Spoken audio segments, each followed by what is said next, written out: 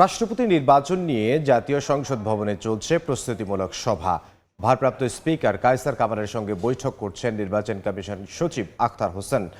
বেলা 11টায় সংসদ ভবনে ভারপ্রাপ্ত স্পিকারের কার্যালয়ে বৈঠকে উপস্থিত আছেন চিফ হুইপ নুরুল ইসলাম মনি সহ অনেকে।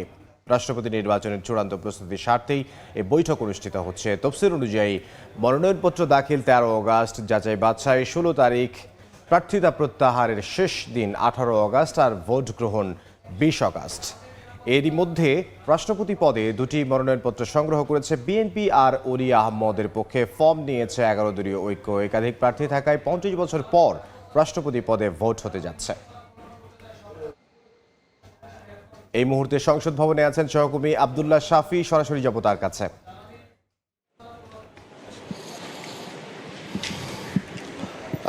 দেখুন, বৈঠক শুরু হয়েছে 11টার কিছু পর। তার আগেই এখানে এসেছেন নির্বাচন কমিশন সচিব আখতার হোসেন এবং বিরোধী দলীয় চিফ হুইপ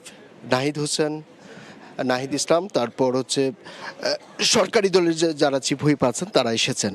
অর্থাৎ রাষ্ট্রপতি নির্বাচনকে কেন্দ্র করে সংশ্লিষ্ট যারা আছেন প্রত্যেকেই এই চূড়ান্ত বৈঠকটিতে অংশ নিয়েছেন।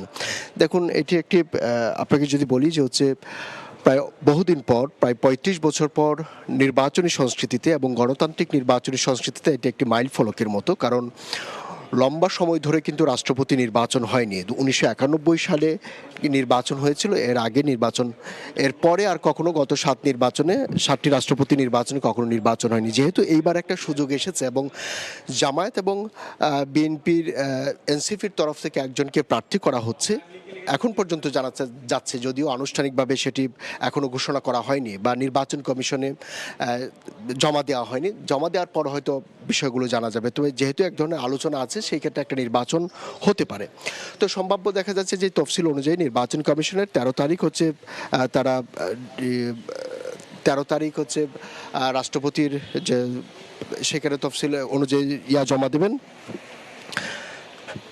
মনোনয়নপত্র জমা দিবেন। তারপর সেটি 16 তারিখ যাচাই বাছাই হবে এবং 18 তারিখ মনোনয়নপত্র প্রত্যাহার করা হবে। যদি যারা মনোনয়ন জমা দেবেন তাদের মধ্যে কেউ যদি প্রত্যাহার করেন, সেই ক্ষেত্রে হয়তো রাষ্ট্রপতি নির্বাচন অনুষ্ঠিত হবে না। আর যদি যারা সম্ভাব্য, যেগুলো শোনা যাচ্ছে যে বিএনপি, এনসিপি এবং জামায়াতের পক্ষ থেকে যদি যিনি করবেন তিনি যদি প্রত্যাহার না করেন, তাহলে হয়তো 20 অগাস্ট সেই নির্বাচনটি অনুষ্ঠিত হবে এবং 20 অগাস্ট সকাল দুপুর 2টা থেকে বিকেল 5টা পর্যন্ত সেই নির্বাচনটি অনুষ্ঠিত হবে। তো সরকারি দল এবং বিরোধী দলের এমপিরা, সংসদ সদস্যরা সেখানে ভোটাধিকার প্রয়োগ করবেন এবং সেই ভোটাধিকারের মধ্য দিয়েই নতুন রাষ্ট্রপতি আসলে নির্বাচিত হবে। তো এখন পর্যন্ত এই ছিল যে ভিতরে যে চূড়ান্ত বৈঠকটি